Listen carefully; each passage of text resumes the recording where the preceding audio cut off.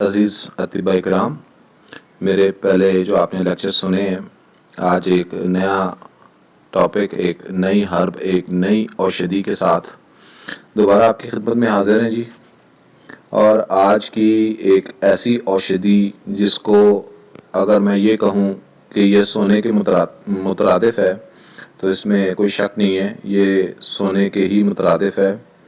और जो लोग सोना नहीं इस्तेमाल कर सकते तो वो अगर इसको इस्तेमाल करते हैं तो उसी तरह के फ़वाइद उनको मिलेंगे अगर वो इसको इस्तेमाल करें। तो चलते हैं, ये कौन सी औषधि है और आयुर्वेद में इसको किस हैसियत से लिया जाता है, कहाँ इस्तेमाल करवाया जाता है, उसकी पूरी जानकारी आप लोगों की खिदमत में हाजिर है। नाम की बात करूं औषधि की यानी जड़ी बूटी की, तो इसे इंग्लिश में हम पाइपर लॉन्गम कहते हैं, हिंदी में पीपल, पिपली, मगा, ये इसके नाम हैं। यानी जिसे आप मग पीपल भी कहते हैं, पिपली भी कहा जाता है, पीपल भी कहा जाता है। तो ये सोने के ही मुतरादिफ है। इसके जो गुण हैं आज वो देखेंगे कि इसके गुण क्या हैं।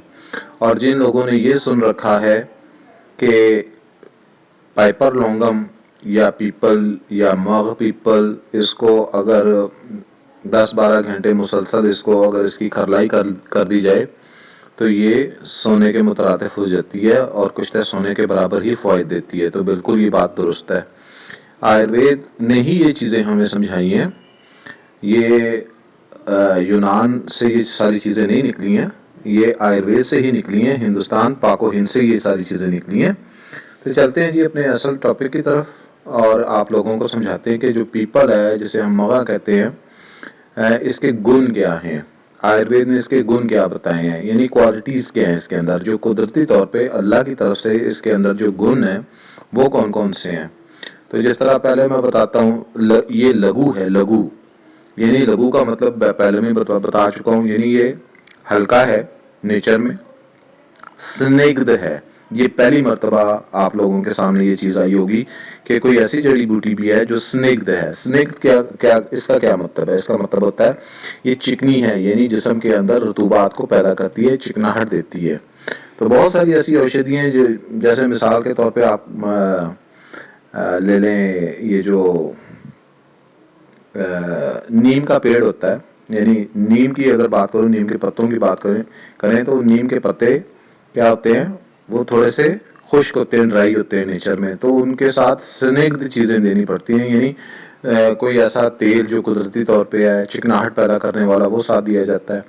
तो ये जो है ये कुदरती तौर पे स्निग्ध है, यानी इसके साथ आप कोई स्निग्ध, कोई ऑयली चीज़ वो आप नहीं देंगे। क्यों?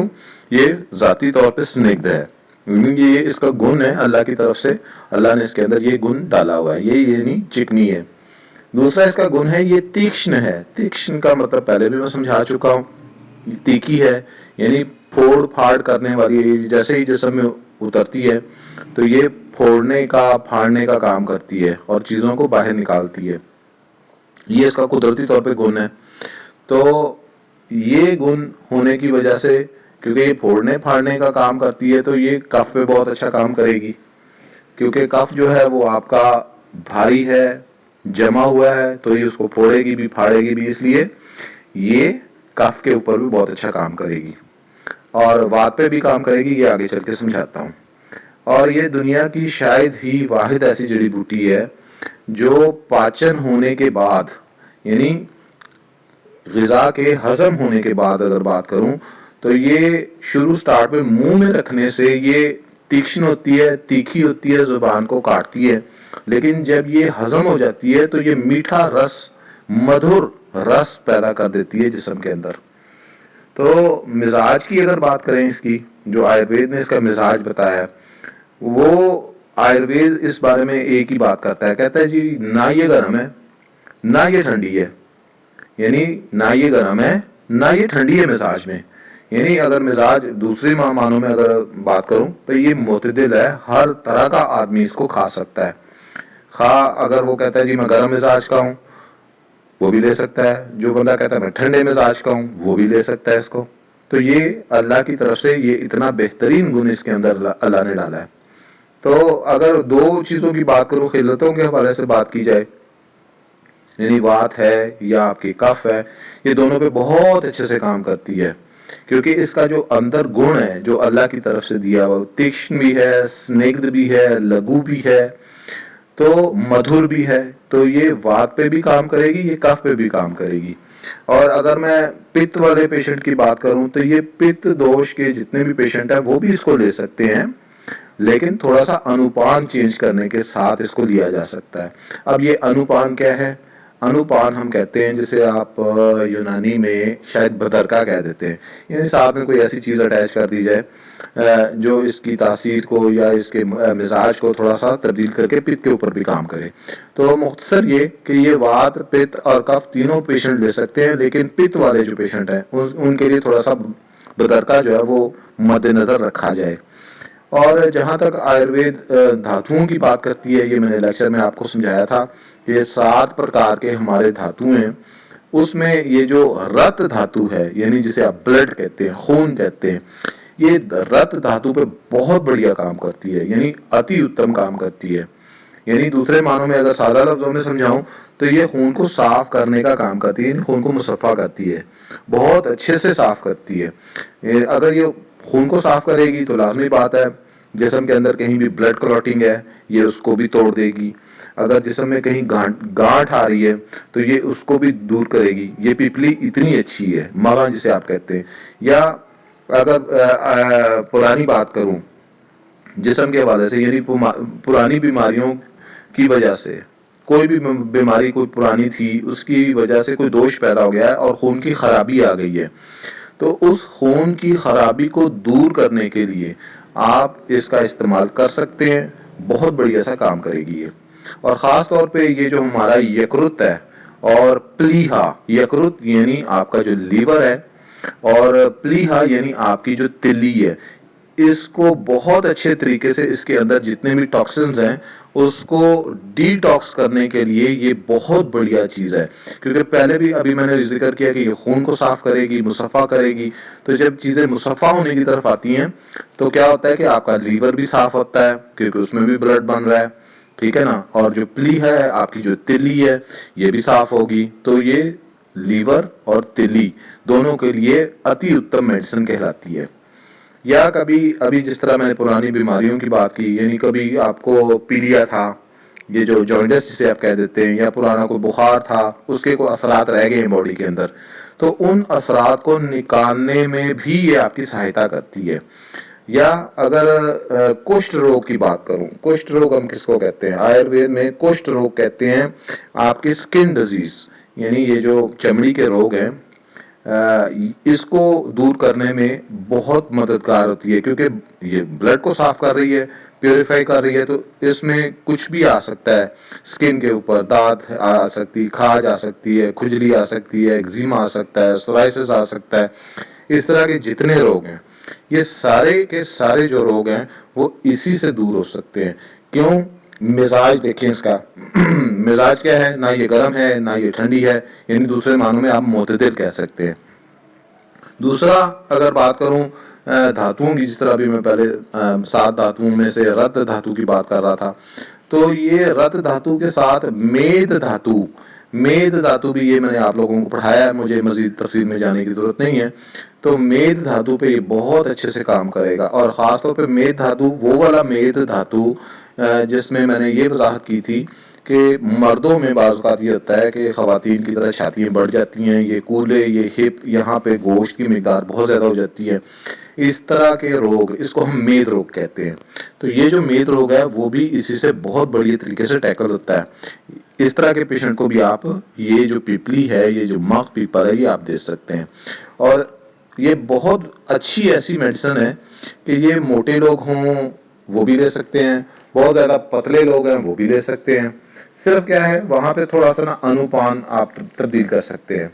और वो भी आगे चल के आप लोगों को बताऊंगा कि ये किस तरह मोटे लोग कौन से अनुपान के साथ ले सकते हैं, बदरके के साथ ले सकते हैं, या जो पतले लोग हैं वो भी आप लोगों को बताऊंगा। मेरी छोटी सी चीज़ शेयर कर देता हूँ, आगे तफसील आ जाएगी।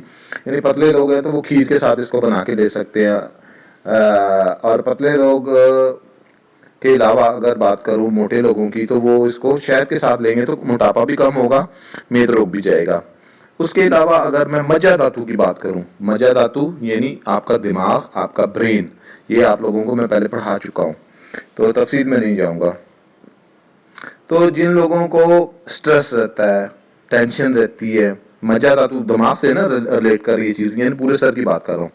तो ये जो सर के अंदर जितने भी रोग हैं, खा आपकी स्ट्रेस है, खा आपको टेंशन है, या टेंशन की वजह से कई लोगों को सांस का रोग हो जाता है, सांस की बीमारी आ जाती है। इस तरह की अगर कहीं किसी कोई बीमारी आपके सामने आती है अपने पेशेंट के हिसाब से, तो आप वहाँ पे पिपली मग पीपल का इस्तेमाल करवाएं और पेशेंट को देखें, और फिर इसका रिजल्ट देखेंगे तो आप खुश होंगे कि हाँ बहुत अच्छी मेडिसिन है। या ख़ास तौर पे जो लोग कंप्यूटर पे काम करते हैं, और कंप्यूटर पे काम करने वाले जो लोग हैं वो अक्सर क्या होता है कि दिमागी तौर पे थक जाते हैं और दिमागी स्ट्रेस रहती है, उनको टेंशन रहती है, तो उसको भी दूर करने में ये आपकी सहायता करेगी, आपकी मदद करेगी। अब इसके देख लेते हैं वो इस्तेमालात, यानी इंटरनल, जिस तरह अभी मैं बात कर रहा था खाने की बात करूँ अगर, यानी पूरे सर की बात करूँ तो मैंने आप लोगों को बताया कि पूरे सर के ऊपर ये काम करती है, और क्योंकि ये वात दोष पे भी काम करती है, वायु पे काम करती है, कफ दोष पे काम करती है। तो अगर वात वाले पेशेंट की बात करूं, तो जो वात वाले पेशेंट होते हैं इनका जो दिमागी संतुलन है वो किस तरह का होता है, ये अगर मेरे आप वात के ऊपर लेक्चर सुनेंगे तो आपको समझ में आ जाएगी। यानी वात वाले पेशेंट की क्या पहचान होती है, बहुत ज़्यादा सोचते रहते हैं, चंचल होते हैं, हर वक्त उछल कूद होती है, या जल्दी जल्दी काम करने की इनको आदत होती है, जल्दी खाना, जल्दी बोलना, खटपट दिमाग में हरकत रहना, चंचल रहना, कोई एक ख्याल दिमाग से निकला तो साथ ही कोई दूसरा दिमाग में कोई ख्याल आ गया। तो इस तरह के जितने भी पेशेंट हैं उनके दिमाग को शांत करने के लिए अगर आप इसका इस्तेमाल करवाते हैं तो बहुत बढ़िया रहता है। क्योंकि बात वही है कि कुश्ते के ये जो कुश्ते सोने की बात की थी मैंने, कि कुश्ते सोने के जो फ़वाइद हैं वो इसके अंदर पिन्हा हैं। तो यहाँ पे ये आप इस्तेमाल करवाएंगे तो बहुत अच्छे से रिजल्ट आपको आएंगे, क्योंकि वात दोष पे ये काम कर रही है। तो सर के अंदर जितने भी इस तरह के अमराज हैं उसको ठीक करने में अगर आप इसका इस्तेमाल करवाते हैं तो बहुत आला, बहुत अति उत्तम। अब बात करते हैं इसका एक गुण, मैंने बताया था ये तीक्ष्ण है। तीक्ष्ण गुण होने की वजह से ये कफ के ऊपर बहुत अच्छा काम करेगी। यानी अगर बॉडी में या मैदे में अगर आपके कफ बन रही है, कफ किस वजह से बन रही है कि जी आपका खाना हजम नहीं हो रहा और वहां से आपकी कफ प्रोड्यूस हो रही है, तो जिनको भूख नहीं लगती है, तीक्ष्ण गुण होने की वजह से ये भूख को भी लगाएगी। या इस तरह के लोग जिनको ऐसी फीलिंग आती है कि यार पेट भरा भरा सा रहता है और खाने को दिल नहीं करता, या लेजी रहते हैं, खाने की तो छोड़ो काम करने में भी लेजी होते हैं, अच्छा कर लेते हैं, अच्छा देख लेते हैं, अच्छा देखते हैं, इस तरह की कंडीशन जिसमें भूख भी नहीं है, आलस सी रहती है, कमजोरी सी रहती है, हर पे डल रहते हैं और जिस्म लागर लागर कमजोर कमजोर टूटा टूटा सा महसूस होता है। तो इस तरह की अगर कंडीशन है कहीं की बॉडी में, तो यहाँ पे भी आप अगर पिपली मग पीपल का इस्तेमाल करते हैं तो ये बहुत अच्छे से यहाँ पे ये काम करेगी और इस तरह के पेशेंट को बीमारी से बाहर लाने में मदद करती है ये। और जिस तरह अभी तीक्ष्ण गुण की बात करूं, तीखा है ना, तोड़ फोड़ का काम करेगा, तो कफ को भी ये तोड़ेगा, कफ नाशक है तो कफ टूटेगी। अब अगर इससे आगे की बात करूं, इसका अगला जो गुण है वो है स्निग्ध। स्निग्ध यानी चिकना, चिकनापन, चिकनाहट बॉडी के अंदर जो पैदा होती है। तो ये जो चिकनाहट है ये भी अगर आपके बॉडी में कम है तो ये आपकी उस चिकनाहट को भी, रुतूबात को पूरा करने में आपकी सहायता करती है। या जिन लोगों को बहुत ज़्यादा वायु की वजह से तकलीफ रहती है, दर्दें रहती हैं, पेन रहती है, वायु की अक्सर मैं बात करता हूँ कि नाभि से नीचे, नाभ से नीचे ये जो टांगों का एरिया है इसमें ज़्यादा वायु वात रहती है और ये टांगों में दर्द आना, खिंचाव रहना, या ये जितने भी प्रॉब्लम्स हैं ये सारे के सारे स्निग्ध गुण होने की वजह से ये आपके बिल्कुल ठीक हो सकते हैं। या जिनको गैस रह जाती है, जिसम में बाद गैस बनती है और गैस का अखराज बहुत होता रहता है। कई इस तरह के आपके पास पेशेंट आते होंगे जो कहते होंगे कि यार हवा बहुत बनती है, खारिश बहुत होती है, और ये मैं आपको बता चुका हूँ कि जो अपान वायु है, वो जो मैंने आपको बताई थी वायु के जो प्रकार बताए थे कि 5 प्रकार होते हैं, उसमें ये जो वायु अपान वायु है ये ज़्यादा जिस्म में से बॉडी में से खारिज होती है। इसका स्थान मुकाम भी मैंने बताया था कि नाभ से नीचे का इसका स्थान होता है, मुकाम होता है, और यहाँ हर वक्त हल्की सी पेन होगी, गुड़गुड़ाहट सी होगी और हल्की सी गैस फॉरवर्ड होके वो जो आप क्या कहते हो यूनानी में, मकादा कहते हो या मकदा कहते हो, तो वहाँ पे आके एकदम रुकती है और फिर रिलीज हो जाती है, निकल जाती है। या एक और मर्ज भी होता है, वो भी इसमें वायुवात में आ जाता है।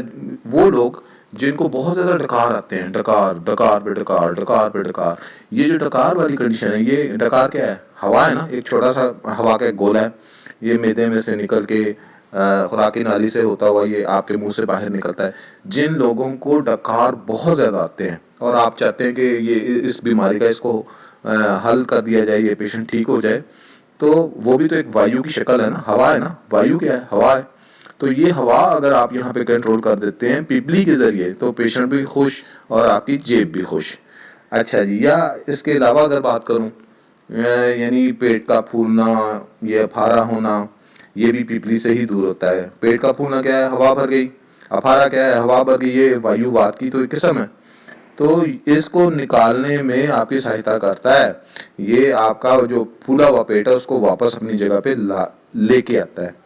अगर इसके इस्तेमालात की बात करूं, यानी घरेलू अगर इस्तेमालात की बात करूं, किस तरह आप इसको इस्तेमाल कर सकते हैं।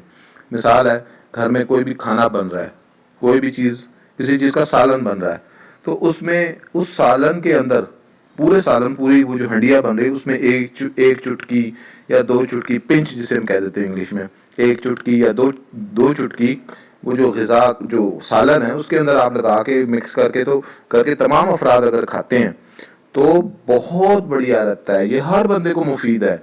जहाँ आप मसाला जात इस्तेमाल करते हैं ना, हांडिया पकाने से पहले मसाला बनेगा, तो वो जो मसाला है उसमें भी अगर 1-2 पिंच अगर आप लगा देते हैं तो तमाम घर के जितने भी अफराद हैं ऑटोमेटिकली वो इन बीमारियों से खुद ब खुद ही निकलने शुरू हो जाएगा और किसी को पता भी नहीं चलेगा। तो ये जितने भी मेरे हुक्म हैं उनसे गुजारिश है कि अपने जितने भी खाने आप लोग इस्तेमाल करते हैं उसमें इसका इस्तेमाल ज़रूर किया करें।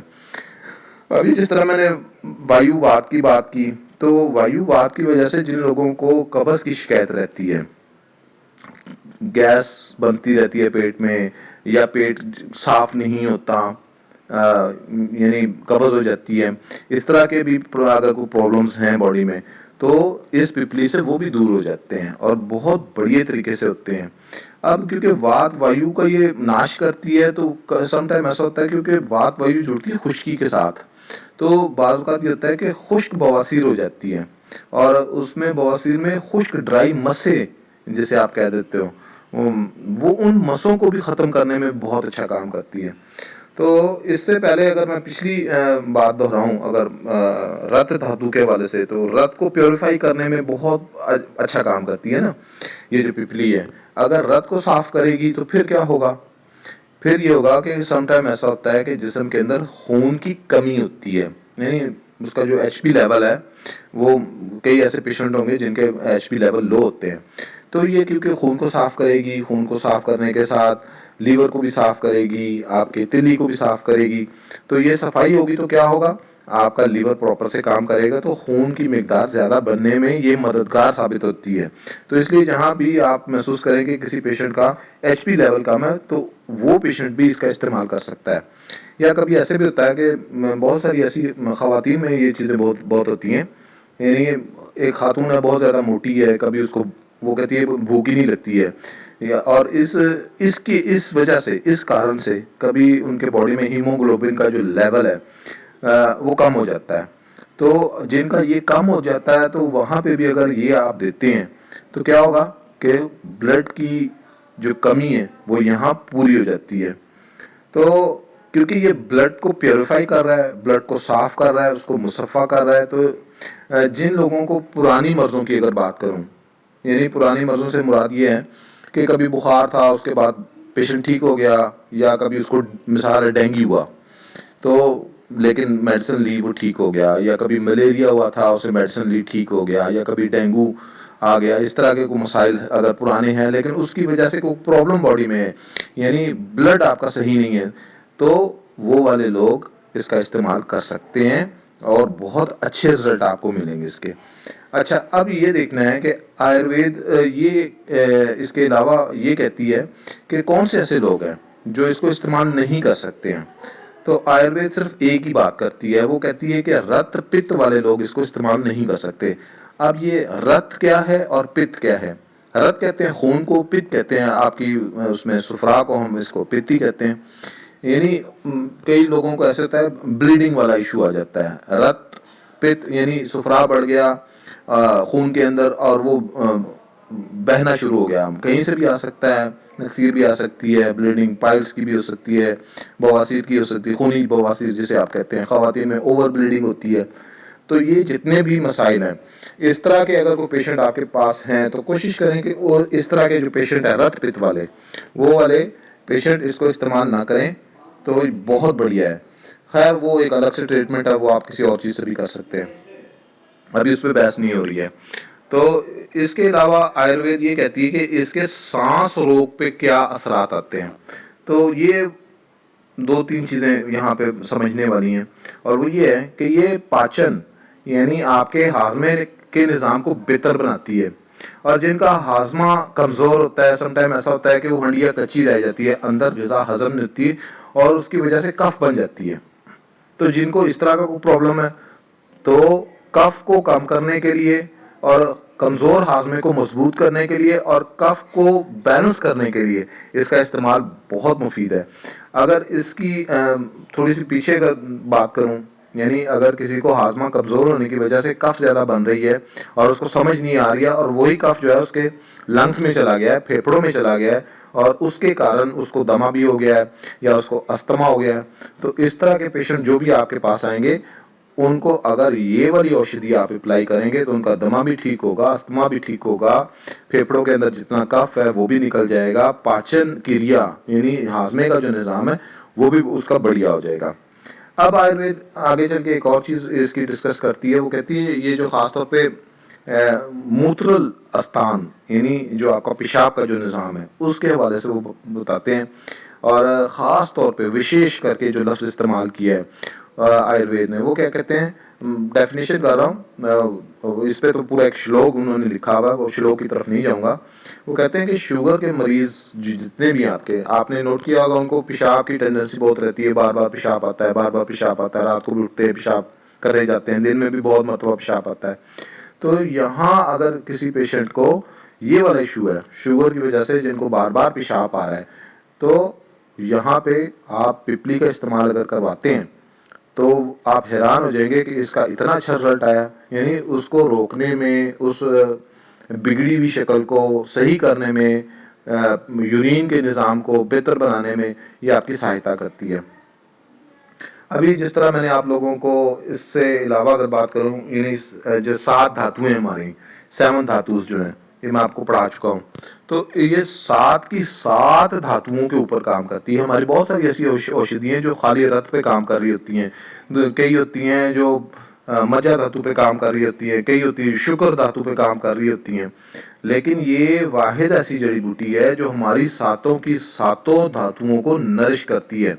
यानी प्लाज्मा अच्छे से बनेगा, खून अच्छे से बनेगा, अस्थि धातु जो हड्डियाँ हैं आपकी वो सही बनेगी, मज्जा धातु दिमागी जो है वो ठीक बनेगा, शुक्र धातु इवन यहाँ तक कि जो आखिरी लास्ट है जो 7वीं है हमारी, वो होती है शुक्र धातु, यानी जो स्पर्म होते हैं वहाँ तक ये काम करती है, और आपको शुक्र धातु की बढ़ोतरी यानी उसको इंक्रीज करने के लिए ये आपकी मददगार साबित होती है।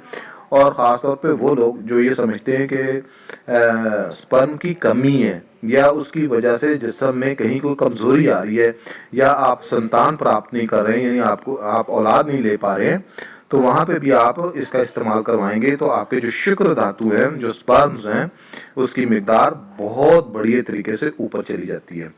तो ये 7वीं धातु शुक्र धातु तक काम करती है, ये इतना बढ़िया काम करती है। ख़ास चीज़, बहुत ख़ास चीज़ वो क्या, ये कम है वैसे देखने में, लेकिन आयुर्वेद यहाँ तक भी बात करती है। ख़ास करके समटाइम ऐसा होता है कि 15 दिन 20 दिन के बाद भी एक बुखार किसी की एक कंडीशन आपके पास किसी पेशेंट की आ जाती है।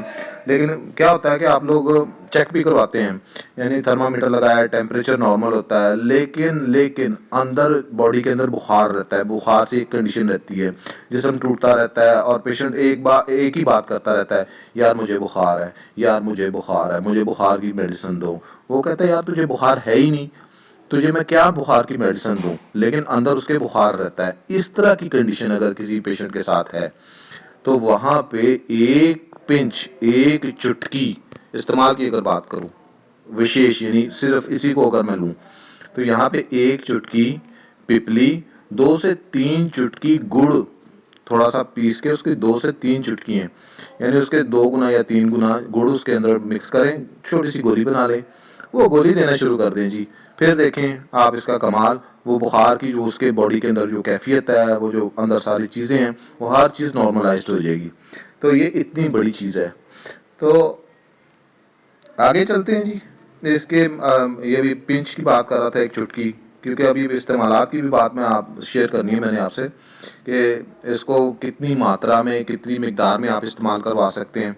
तो कोशिश ये करनी है कि इसकी मिकदार ज़्यादा ना हो, किसी सूरत ना हो। अगर मिसाल के तौर पे बात करता हूँ, अगर इसकी आपने ज़्यादा दे दी मिकदार, कई ऐसे होते हैं हमारे हुक्मा, मैं उनको हुक्मा तो नहीं कहता हूँ, हकीम तो नहीं है, हकीम तो सियाना ही बहुत होता है, तो उसको पता होना चाहिए। कई होते हैं वो कहते हैं जी 2 ग्राम ले लो, 3 ग्राम ले लो, 4 ग्राम तक ले लो, कई कहते हैं आधा चम्मच ले लो, कई कहते हैं पूरा चम्मच ले लो। ये जुल्म है, ख़ास तौर पे इस चुटकी के हवाले से। ये जो आपको पिपली की बात सुना रहा हूँ मैं, तो इसकी मिकदार जो बहुत कम ली जाती है। ये जितनी आप इसकी मिकदार कम लेंगे ये उतनी फ़ायदेमंद होगी। अगर ज़्यादा लेंगे फिर क्या होगा, वही काम होगा कि आपकी जो 7 धातुएं, ये 7 धातुओं को नष्ट करके रख देगा, और जो आपकी 3 खिलतें वात पित्त कफ, ये उसको बिल्कुल अनबैलेंस कर देगा। फिर क्या होगा, मरीज बजाय बेहतरी की तरफ आने के उल्टा आपके गले में पड़ जाएगा। तो कोशिश करनी कि इसकी जो मिकदार है वो सिर्फ एक पिंच होनी चाहिए, यानी एक चुटकी होनी चाहिए। तो जिस तरह अभी शुरू में मैं बात कर रहा था कि ये हर तरह के लोग ले सकते हैं, मोटे लोग भी ले सकते हैं, पतले लोग भी ले सकते हैं। अगर मैं मोटे लोगों की बात करूं, जो लोग मोटे हैं और चाहते हैं कि यार मैं थोड़ा सा पतला हो जाऊं, बॉडी अच्छे से काम करना शुरू कर दे। मोटे लोग, अक्सर मैंने कहा था कि ये मोटे जितने भी लोग होते हैं ये थोड़े से लेज़ी होते हैं, काम करने में, सोचने में, इस तरह की जो एक्टिविटी है उसकी वो स्लो होती है, मंद होती है। तो इस तरह के जो लोग हैं वो 1 से 2 चुटकी, फिर मैं एक बात बता रहा हूँ, 1 से लेके 2 चुटकी थोड़े से शहद के अंदर मिला के, ये खाना खाने से पहले भी ली जा सकती है। जो इसकी खासियत है, ये खाना खाने से पहले भी आप ले सकते हैं और खाना खाने के बाद भी आप ले सकते हैं इसको। ये आप पे डिपेंड करता है, जब मर्जी ले लें इसको। खाना खाने से पहले भी ली जा सकती है और खाना खाने के बाद भी इसको ली जाती है। अच्छा, अब देखते हैं, ये तो मैंने मोटे वाले बंदे की बात की ना, तो पतले वाले जो लोग हैं वो किस तरह इसको बना के ले सकते हैं। तो उसे आयुर्वेद कहती है कि ये शीर पाक विधि के तहत लें। अब ये शीर पाक विधि मैंने पहले भी एक मरतबा अपने एक लेक्चर में बताया था कि शीर दूध को कहा जाता है, और शीर पाक की जो विधि है, जो इसका तरीका है, वो क्या है कि मिसाल है, 1 गिलास पानी है, 1 गिलास दूध है, दोनों को मिक्स करें, किसी पतीली में डाल दें और इतना बॉयल करें कि पानी ख़त्म हो जाए और फ़कत दूध रह जाए। तो उसके अंदर जो भी मेडिसिन होगी वो अपना शीर पाक विधि के तहत बन जाएगी और वो उसका आप इस्तेमाल करवाएंगे। इसी तरह आयुर्वेद क्योंकि इसको रसायन मानती है, वो कहती है ये रसायन है, और बहुत बड़ा रसायन है, इतना बड़ा रसायन है कि आप सोच भी नहीं सकते हैं। अब जो पुराने हमारे जो ग्रंथ हैं, ख़ासतौर पे सुश्रुत ऋषि, उनकी संगीता या चरक ऋषि हो गए, वाग्भट ऋषि हो गए, उन्होंने इसके हवाले से बहुत सारी चीज़ें बताई हैं, लेकिन मुख्तसर आपको बताता हूँ कैसे। वो कहते हैं अगर इसको रसायन बना के लेना है, ये बहुत ज़रूरी चीज़ है आप लोगों के लिए कि मिसाल है आपने इसको लेना है रसायन के तौर पे, तो वो किस तरह ले सकते हैं। तरीकाकार, ये पतले लोगों की बात करने लगा हूँ, जो पतले लोग हैं और ख़ुद को वो मोटा भी करना चाहते हैं, ताकतवर बनाना चाहते हैं, मसल्स कमज़ोर हैं, दिमागी तौर पे कमज़ोर हैं, जिस्म में ताकत नहीं है, तो इसको रसायन बना के वो किस तरह इस्तेमाल कर सकते हैं। तो करना क्या है, लेना ऐसे ही है जिस तरह अभी मैंने शीर पाक विधि का बताया मैंने आपको, यानी 1 गिलास दूध, 1 गिलास पानी ले लें। तो ये 21 दिनों के ऊपर एक मुहित, एक छोटा सा कोर्स है, वो आपने करवाना है। बड़े आराम से आप करवा सकते हैं, यानी पॉकेट की चीज़ है, यानी इतनी महंगी नहीं है, सस्ती सी चीज़ है। तो आप इसकी एक एक चुटकी की पुड़िये भी बांध के दे सकते हैं। छुपा के रखना है किसी मेडिसिन को, देखें आपका रोज़गार भी, आपने पैसे भी कमाने होते हैं। तो मरीज़ को आप बताएं ना, लेकिन उसको मिकदारें समझा दें या उसकी पुड़िया बना दें उसको, तो वो किस तरह है वो मैं बताता हूँ अभी आपको। यानी मिसाल है, आप पहला दिन है, फर्स्ट डे है, आपने शीर पाक विधि बनानी है। तो पहले दिन क्या करेंगे, 1 गिलास पानी, 1 गिलास दूध, उसके अंदर सिर्फ एक चुटकी, सिर्फ सिंगल एक पिंच वो आपने डाल देनी है और उसको पकाना है। इतना पकाना है कि पानी खत्म हो जाए और दूध रह जाए। अब वो जो दूध है वो आपने सुबह 7-8 बजे के करीब करीब आप पेशेंट को दे दें, पिला दे उसको कि भाई ले भाई इसको पी ले। 2 से 3 घंटे तक उसको मना करना है आपने कि कुछ नहीं खाना पीना, इसी को हजम होने दो, डाइजेस्ट होने दो। जब ये हजम हो जाए 2-3 घंटे के बाद, उसके बाद फिर उसको नाश्ता करवा दें। ये है पहले दिन की कहानी। अब दूसरे दिन क्या करना है, दूसरे दिन इसी तरह 1 गिलास आपका पानी, 1 गिलास दूध, उसमें फिर अगले दिन सेकंड डे या दूसरा दिन है तो फिर 2 चुटकी डाल दें। इसी तरह फिर आपने तीसरे दिन 3 चुटकी, चौथे दिन 4 चुटकी, 5वें दिन 5 चुटकी। इसी तरह करते करते आपने 10 दिन पे जाना है। जब 10वां दिन आएगा तो उसमें क्या करना है आपने कि उसी तरह दूध पानी मिक्स किया और 10 चुटकियां डाल दी। अब ये 10वें दिन की कहानी है। अब 10 दिन के बाद की अगर बात करूं, यानी 11वां दिन है, 12वां दिन है, तो ये 10वां दिन, 11वां दिन और 12वां दिन, ये जो 3 दिन होंगे, इन 3 दिनों में आपने क्या करना है कि उसको 10-10 चुटकी ही रोजाना दूध के अंदर डाल के देनी है। ठीक हो गया। उसके बाद फिर जब 13वां दिन आएगा तो 13वें दिन से फिर आपने इसकी मिकदार आपने कम करना है। यानी मिसाल है, आपने 10वें दिन, 11वें दिन, 12वें दिन क्या किया कि 10 चुटकी उसको दूध और पानी में मिक्स करके दी। जब 13वां दिन होगा ना तो फिर आपने 10 चुटकी नहीं देनी, फिर आपने उसको 9 चुटकी डाल के देनी है। इसी तरह फिर उसको नीचे लेके आना है। यानी 14वां दिन होगा तो फिर क्या होगा, फिर आपकी 8 चुटकी हो जाएगी। इसी तरह उसको कम करते करते आपने जब 1 चुटकी पे आ जाएंगे तो फिर आपके 21 दिन आपके कंप्लीट हो जाएंगे। तो ये रसायन की शक्ल अख्तियार करता है और बॉडी को कुंदन बना देता है। ऐसे समझ लो कि जैसे आपने कुछ तय सोना इस्तेमाल कर लिया। लेकिन यहाँ पे वही बात है, अगर आपने इसकी मिकदार बढ़ा दी, मिकदार ज्यादा कर दी, फिर क्या करेगा, वात पित्त कफ 3 खिलते हैं, बिगाड़ के रख देगा, उड़ा के रख देगा आपको। तो ये है रसायन के हवाले से, ये आयुर्वेद ने ही हमें सिखाया। अब जो लोग खास तौर पे कहते हैं यार मैं पतला हूँ, मैं मोटा होना चाहता हूँ, मैं किस तरह मोटा हो सकता हूँ, चमड़ी बहुत रूखी सी है, सूखी सी है, यार शादी करीब है, थोड़ा सा मोटा हो जाऊं। तो इस तरह की कंडीशन है या इस तरह के जो पेशेंट है, उनके लिए आयुर्वेद ने एक छोटा सा एक नुस्खा दिया हुआ है, वो शेयर कर देता हूँ। वो आप खुद भी कर सकते हैं और अपने पेशेंट को भी दे सकते हैं। उसमें क्या है, उसमें है आपने मिसाल के तौर पे 10 ग्राम उड़द की दाल ली। अब उड़द की दाल कौन सी होती है, दाल माश होती है मेरा ख्याल है, वो पीले से कलर की धुली हुई, वो ले सकते हैं। 10 ग्राम वो ले ली। 10 ग्राम आपने चावल ले लिए। 10 ग्राम गंदम ले ली, यानी गंदम की बात कर रहा हूँ। तो 10 ग्राम आपने जौ ले लिया, ये बारले जिसे आप कह देते हैं, जौ होता है ना, जौ होती है एक। तो ये सारी 3-4 चीज़ें हैं, यानी उड़द की दाल है, चावल है, गंदम है, जौ है, ये सारे 10-10 ग्राम आपने ले लेने हैं। अब क्या करना है आपने, इनको ना पानी में डिप करके छोड़ देना है 2 घंटे 3 घंटे के लिए, इसको छोड़ दें। ये एक खीर बनाने की विधि समझा रहा हूँ, एक तरीका समझा रहा हूँ, इससे फिर आगे चल के खीर बनेगी। आपने क्या किया, उड़द की दाल को निकाला, चावल थे, बीच में गंदम थी, जौ थी, इन चीज़ों को आपने उसमें से निकाल लिया पानी में से। आप कोई भी फ्राई पैन ले लें, उसमें से थोड़ा सा, उसके अंदर थोड़ा सा घी डाल के तो उसको फ्राई करना शुरू कर दें। जब देखा कि हल्का सा ये ब्राउन होने की तरफ जा रहा है तो 2 ग्राम से लेके 3 ग्राम ये पिपली का जो पाउडर है, ये जो आपने पाउडर बना के रखा है, कूट के रखा हुआ है, कोशिश करें ग्राइंडर ना लगाएं, कूटें अपने हवन दस्ते के अंदर इसको। तो 2 ग्राम से लेके 3 ग्राम तक पिपली का पाउडर बीच में लगा के वो भी इसमें फ्राई करते रहें। जब देखा कि हल्का सा ये सुर्खी की तरफ आ गया है, हल्का सा ब्राउन सा हो गया है, इसके अंदर फिर आपने 100 ग्राम डाल दें या 200 ग्राम दूध डाल दें। कोशिश करें कि यहाँ पे जो दूध है वो हल्का सा नीम गर्म हो, बिल्कुल ठंडा दूध ना हो। तो यहाँ पे आपने 200 ग्राम के करीब करीब दूध डाल के तो इसको खूब पकाते रहें। ये एक टाइम आएगा ये खीर की मानद बन जाएगा।